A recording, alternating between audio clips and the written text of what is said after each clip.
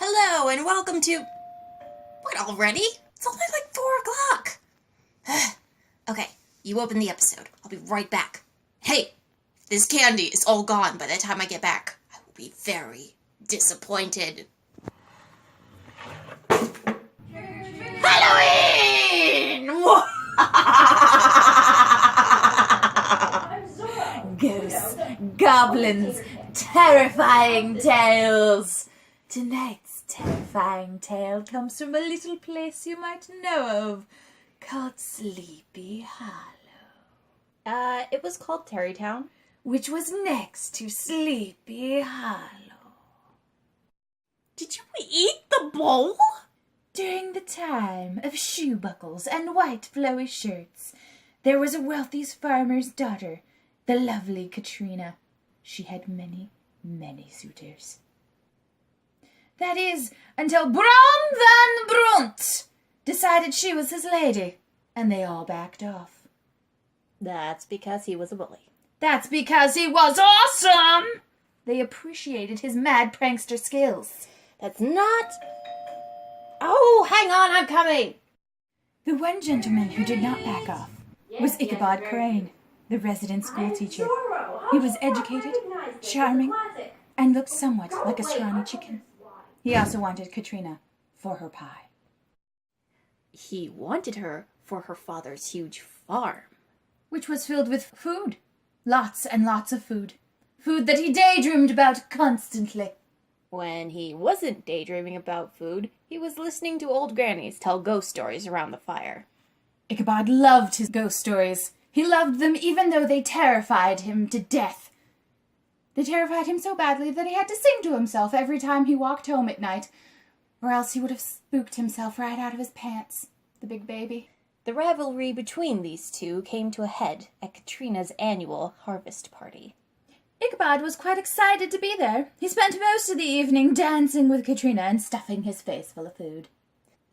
By the end of the evening, he had wandered over to where the rest of the men were gathered, telling ghost stories.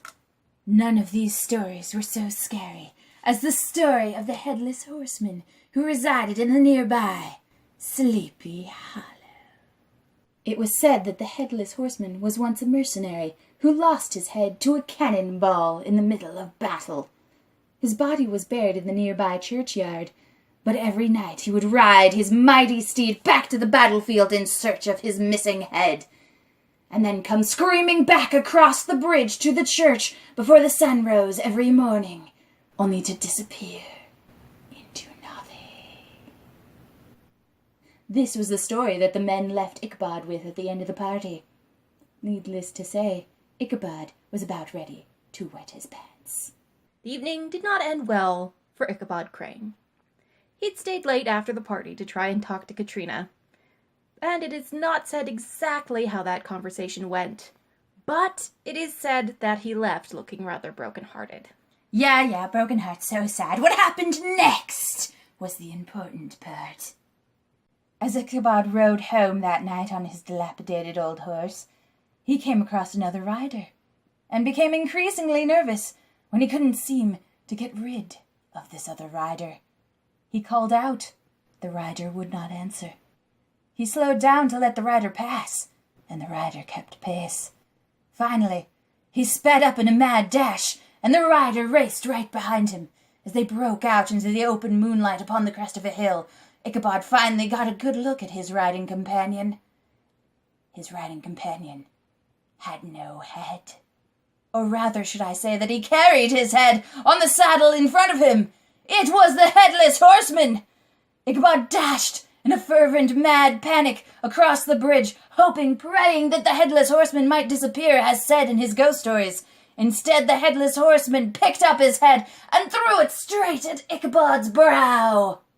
All they found the next morning was Ichabod's hat and a smashed pumpkin. A pumpkin? Yes, a pumpkin.